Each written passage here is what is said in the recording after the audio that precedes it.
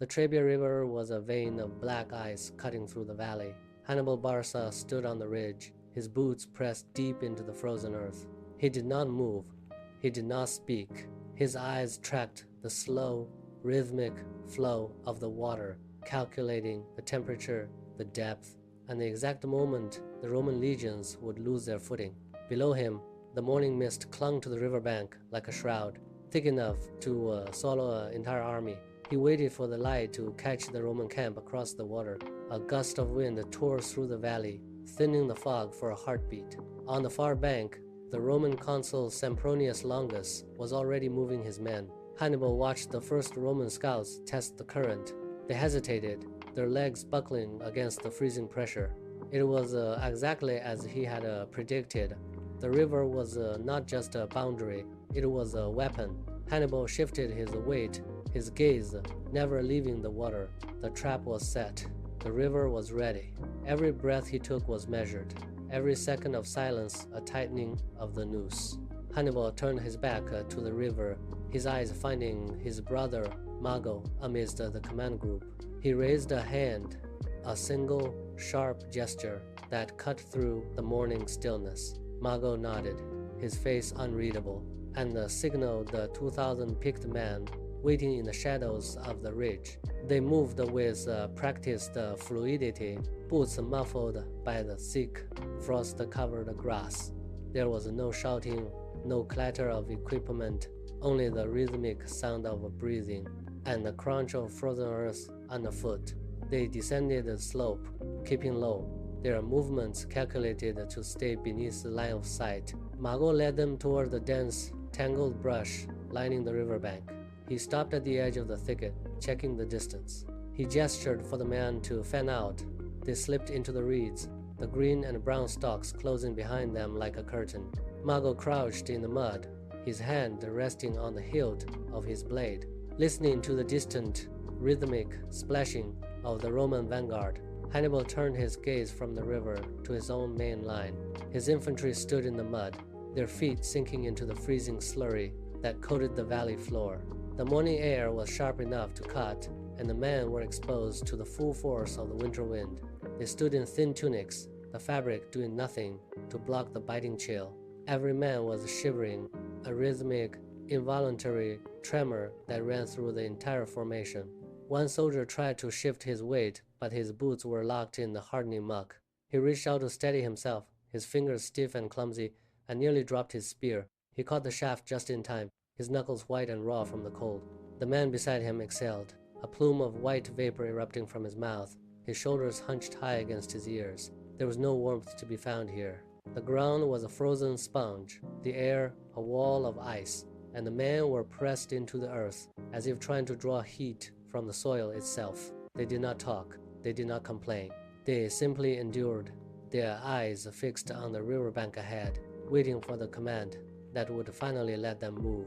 The cold was a constant, gnawing pressure, but they held their lines. Hannibal watched them, his own face a mask of stone, knowing that their suffering was the final piece of the puzzle. They were ready to break, and he was ready to let them. Across the Trebia, the Roman camp was a hive of frantic, uncoordinated energy. Consul Sempronius Longus stood on a small rise, his gaze fixed not on the terrain, but on the opposite bank where the Carthaginian line waited. He paced the length of the ridge, his boots kicking up frozen dirt. A scout approached, pointing toward the mist-shrouded reeds, but Sempronius waved him away with a sharp, dismissive flick of his wrist. He did not care for the terrain. He did not care for the cold. He only saw the opportunity to crush his enemy before the sun reached its peak. He turned to his officers, his face flushed with the heat of his own ambition. He barked a series of commands, his voice carrying over the wind. The officers scrambled, relaying the orders down the line. The Roman war machine began to wake. Thousands of men shifted, their metal gear clattering as they tightened their grips on their shields. Sempronius pointed his sword toward the river, a singular, arrogant gesture that signaled the end of hesitation. The front rank stepped forward, their pace quickening into a steady, rhythmic march. The entire legion moved as one, a massive, grinding force of iron and leather. They ignored the warning signs of the river, the treacherous mud, and the silence of the enemy. They marched directly into the trap, their confidence absolute, their momentum unstoppable. Sempronius watched them go, his eyes narrow, convinced that victory was already within his grasp. The first rank of the Roman legion hit the Trebia with a heavy collective splash that echoed across the valley. The water was not merely cold, it was a biting, numbing force that surged against their legs. As they waded deeper, the current pushed back with unrelenting pressure, dragging at their knees and threatening to sweep them off their feet. They held their heavy shields high, the wood and metal catching the wind, turning their own defensive gear into a sail that worked against them. The rhythm of their march shattered instantly. Men stumbled, their boots sliding on the slick, river-bottom stones. One soldier reached out to grab the man in front of him, his grip slipping on the wet surface of a shield. He went down, his head dipping beneath the surface before he scrambled back up, gasping for air. The water swirled around their waists, a freezing, opaque barrier that made every step a labor. They were no longer a cohesive unit. They were a collection of individuals fighting the river itself. The weight of their equipment, once a symbol of their strength, now pulled them down into the icy flow. They leaned into the current, their bodies angled against the push of the water, their faces tight with the effort of staying upright. The formation stretched, thinned, and buckled under the strain. There was no order in the water, only the desperate, rhythmic struggle to reach the opposite bank. The river was claiming their momentum, one freezing, agonizing step at a time. From the ridge, Hannibal watched the river turn the Roman advance into a slow, agonizing crawl. He did not blink, he did not move. He simply tracked the shifting gaps in the Roman line as the current forced them apart. A standard-bearer in the second rank slipped on the submerged rock, his pole swinging wildly as he fought for balance. The men behind him collided, their momentum dying in a sudden tangled mass of limbs and shields. The tight, disciplined square of the Roman center began to warp, stretching thin as the faster men pushed ahead and the slower ones lagged behind. The formation was no longer a wall, it was a jagged, broken line of struggling men. He saw the gaps widen, the distance between the units growing. The Roman officers shouted commands, but their voices were swallowed by the rush of the water and the clatter of gear. Hannibal noted the way the flanks drifted. Hannibal watched the fracture deepen, his expression unreadable, waiting for the exact second the Roman center would snap under its own weight. Hannibal raised his arm, a sharp, singular motion that cut through the morning air. Below, the Numidian cavalry broke from the tree line, their horses moving with a fluid, predatory grace. They did not charge the Roman front. They swerved, circling the exposed Roman flanks. Like wolves testing a wounded beast, a volley of javelins hissed through the air, finding gaps in the Roman shield. The Romans, shivering and exhausted from the river, reacted with raw, unsinking anger.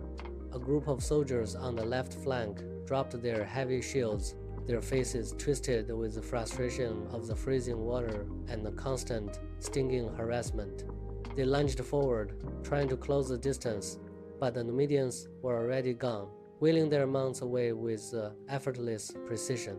A Roman officer shouted, his voice cracking, trying to pull his men back into the line, but the soldiers were past listening. They broke ranks, their boots churning the mud as they sprinted toward the retreating horsemen. The gap in the Roman flank widened, a jagged tear in their defensive wall. The Numidians slowed, just enough to draw the Romans further away. The pursuit turned into a frantic, uncoordinated sprint. The Roman soldiers, desperate to catch the elusive horsemen, ignored the frantic signals of their commanders. They abandoned the safety of their locked shields, their heavy gear clattering against their bodies as they surged forward. The formation, once a solid, impenetrable block, now resembled a ragged, thinning line of individuals. Men tripped over their own feet in the mud, their momentum carrying them forward even as they lost their footing. The center of the Roman force, seeing the flanks pull away, broke its own rigid discipline to follow. They were no longer a unified army. They were a chaotic mass of men, driven by the singular, blind urge to strike back. As they reached the riverbank, the cohesion that had defined their march dissolved entirely. They scrambled up the muddy slope, their breath coming in ragged, freezing gasps. The distance between the front rank and the rear guard stretched until the army was little more than a disorganized string of men, scattered and vulnerable. They had traded their tactical advantage for the hollow satisfaction of a chase. Every soldier was now isolated, his focus narrowed to the enemy in front of him, oblivious to the fact that the bank they had just conquered was the very place where their formation would finally and completely cease to exist. The final surge up the muddy bank left the Roman soldiers gasping for air, their lungs burning from the freezing mist. They scrambled onto the flat ground, boots slipping in the churned earth, and stopped. The frantic momentum of the chase hit a wall of sudden, unnatural silence. The Numidian horsemen had vanished, leaving only the sound of heavy, ragged breathing. A soldier turned, looking for the man who had been at his side moments ago, but found only empty space and the backs of others, equally lost and disoriented. They were scattered across the field, their formation a memory. The shivering began in earnest now, a deep, uncontrollable tremor that rattled their frames as the adrenaline of the chase drained away. They stood in the open, exposed to the biting wind, their hands trembling as they gripped their weapons. A commander shouted a command, but it was swallowed by the vast, empty space around them. The realization rippled through the ranks, a slow, dawning horror. Hannibal watched from the ridge, his eyes tracing the jagged, broken line of the Roman force. He waited. He watched the last of the Roman stragglers stumble up the bank, their movements sluggish and uncoordinated. He saw the moment the realization hit them, the pause, the frantic turning of heads, the sudden, sharp intake of breath as they sensed the trap. He did not hesitate. He raised his arm, a single, decisive motion that cut through the freezing air. Below him, the Carthaginian line, hidden until this heartbeat, reacted as one. A low, guttural roar rose from the mist. The infantry surged forward, not in a disorganized rush, but in a disciplined, relentless wave. They moved with the weight of a landslide. The Roman front line, still gasping for air, turned toward the sound. They saw the wall of men emerging from the fog, a solid, moving mass. The ground began to tremble, a rhythmic, deep-seated shaking that signaled the end of their hesitation. Hannibal kept his arm raised. The final 10 paces vanished in a heartbeat. The Carthaginian line hit the Roman front like a falling cliff. There was no room for skill or formation, only the raw, grinding pressure of mass against mass. The sound was not of swords, but of a dull, wet thud that echoed across the riverbank. The Roman front line buckled instantly. The men in the center lifted off their feet by the sheer force of the charge. They were driven backward, their heels carving deep, jagged furrows into the frozen mud. The Carthaginian infantry did not stop. They kept their shoulders low, driving forward with every ounce of weight. A Roman commander tried to scream an order, but his voice was choked off as he was slammed into the man behind him. The front line collapsed, bones snapping under the relentless, rhythmic shove of the Carthaginian advance. They were being fed into the river. While the front lines ground each other into the mud, the riverbank remained unnervingly still. Mago crouched in the dense, frost-covered reeds, his eyes fixed on the Roman rearguard. He watched them push forward, drawn by the frantic cries of their comrades at the river's edge. They were moving deeper into the trap, their backs completely exposed to the brush. Mago held his hand steady, fingers curled around a signal horn. He waited for the exact second the Roman formation stretched to its breaking point. He saw the gap widen. He saw the lack of awareness in the men behind him, their focus entirely on the carnage ahead. Mago drew a sharp, deep breath, his chest tight with the weight of the moment. He raised his arm, the movement crisp and sudden against the gray sky. He blew the signal. The sound cut through the roar of the battle, a piercing, singular note that hung in the freezing air. In the reeds, 2,000 men rose as one. They did not shout. They did not hesitate. They shifted their weight, gripped their weapons, and stepped out from the concealment of the brush. The trap was fully sprung. The charge began with a low, rhythmic thrum of feet against frozen earth. Mago led the way, his men pouring out of the reeds like a breaking dam. They hit the Roman rearguard before the first warning cry could even fully form. The impact was absolute. Roman soldiers, still straining to push toward the river, were caught completely off balance. They spun around, eyes wide, only to be met by the cold, driving force of the incoming wave. The rear guard collapsed inward. The men at the back shoved forward into the spines of those ahead of them. There was no space to draw a weapon, no room to pivot. The Roman line became a suffocating, dense mass of humanity squeezed between the river-bound front and the relentless pressure from the reeds. Mago's men hacked into the disorganized ranks, turning the rear into a slaughterhouse. Panic rippled through the Roman formation like a shockwave. The discipline that had held the legions together for hours vanished in a single brutal heartbeat. They were no longer a fighting force. They were a trapped, shifting mass. The trap had closed, and the Roman army was now a panicked, broken mass, drowning in the mud and the blood of their own confusion. The order of the Roman legions dissolved into a frantic, aimless scramble. Sempronius Longus shouted commands that no one heard, his voice swallowed by the roar of the slaughter. The men in the center looked left, then right, seeing only the backs of their own comrades pressing in from every side. There was no front line anymore. There was no rear. There was only the crushing weight of 1,000 men trying to escape a space that had become a tomb. The realization of their doom moved through the ranks like a physical blow. Soldiers stopped swinging their blades, their arms falling limp as the futility of the situation took hold. They looked at the river, then at the wall of steel closing in, and their eyes turned hollow with terror. Discipline, the bedrock of their strength, shattered completely. Men began to shove past each other, trampling those who stumbled in the thick, churned mud. The formation was gone. The unity was gone. They were no longer a legion, but a desperate, leaderless mass of individuals clawing at one another for a path that did not exist. Every attempt to regroup only tightened the knot of bodies. The air grew thick with the sound of panicked breathing and the frantic, rhythmic thud of boots on frozen earth.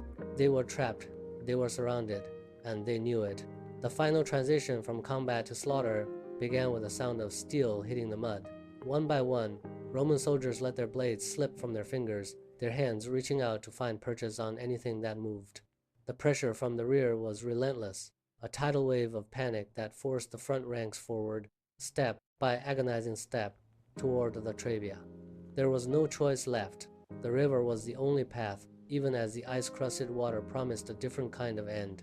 They stumbled into the current, their boots losing grip on the slick, silt-covered stones. The cold was a physical shock, a sharp, biting sting that stole the breath from their lungs. The moment they submerged, as they waded deeper, the current fought them, pulling at their legs, dragging them down into the freezing depths.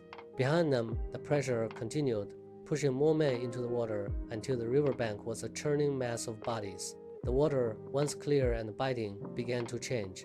A dark, thick stain spread from the center of the struggle, swirling with the current. Red ribbons of blood bloomed beneath the surface, clouding the icy flow. Men clawed at the surface, their movements sluggish and heavy, until the river swallowed them whole. The struggle for survival had become a fight against the water itself, and the river was winning. The river was no longer just a barrier, it was a grave. The last of the Roman soldiers, stripped of their formation and their will, were pushed into the freezing center of the Trebia. In the chaos, the heavy, gilded standards, the pride of their legions, became a burden they could no longer carry. One by one, the eagle-topped poles slipped from numb, trembling fingers. They did not float. They struck the surface with a dull, heavy splash and vanished instantly into the dark, swirling water. The current grabbed the metal shafts, dragging them down toward the silt-covered bed. There was a brief, desperate reach from a soldier trying to reclaim his unit's honor, but the water was too fast, too cold, and too deep. The standards tilted, spun, and then disappeared entirely beneath the churning surface. Where once they had stood tall above the ranks, now there was only the relentless, icy flow of the river. The symbols of Rome's authority, the markers of their history and their strength, were swallowed by the mud and the current. They sank into the dark, hidden depths, lost to the riverbed. The water surged over the spot where they had vanished, smoothing out as if nothing had ever been there. The defeat was absolute. The screaming had finally died down to a low, rhythmic moan from the dying. Hannibal turned away from the ridge, his pace measured and deliberate. He walked down the slope, his boots finding purchase on the slick, uneven earth. Every step took him closer to the water, where the air grew thick with a metallic scent of blood. He did not rush. He moved with the gravity of a man who had calculated every variable and watched them resolve into this singular, devastating result. As he reached the bank, the ground shifted beneath his weight. The silt had been churned into a thick, dark paste, stained deep by the violence of the last hour. He stopped at the very edge of the Trebia. His boots sank into the mud, the cold sludge rising to cover the leather. He stood perfectly still, his gaze fixed on the water, where the Roman standards had vanished. The river flowed past him, indifferent to the bodies that now choked its course. He looked at the waterlogged debris, the broken remnants of a legion that had marched with such certainty only hours before. The magnitude of the silence was heavier than the roar of the battle. He stood there, a solitary figure against the backdrop of the ruined bank, watching the current carry away the last traces of the Roman force. The victory was complete. The river offered no further answers. Hannibal pulled his gaze from the churning water and turned his back on the Trebia. His movement was sharp, a sudden break in the stillness that had held him at the bank. He scanned the ridge where his lieutenants waited, their faces edged with the exhaustion of the day. He raised an arm, his hand steady, and pointed toward the southern horizon. The land stretched out in a vast gray expanse, a path that led through the heart of the peninsula. He held the gesture, forcing them to look past the blood-soaked silt and the broken bodies, past the immediate triumph of the morning. His lieutenants moved down the slope, their boots crunching on the frost-hardened earth as they converged on his position. They did not speak. The weight of the moment held them silent. Hannibal kept his arm extended, his finger tracing the line of the distant hills. The war was not contained within this valley. The river was merely a crossing, a single point in a much larger, more brutal geometry. The grand vision of the horizon required more than just resolve. It required grain, iron, and the relentless movement of thousands. Hannibal turned his focus to the camp, where the first signs of reorganization were already taking shape. He gestured for his quartermasters. They began to mark the inventory, counting the remaining stores, and calculating the distance to the next source of food. The army was no longer a collection of fighters, but a machine in motion. Men moved through the mud, dragging crates and securing pack animals. Hannibal watched them, his eyes tracking the flow of supplies as they were loaded onto the wagons. Every barrel and every blade was a necessity. The true struggle for the heart of the peninsula was not won in the water, but in the endurance of the march. The war had only just begun.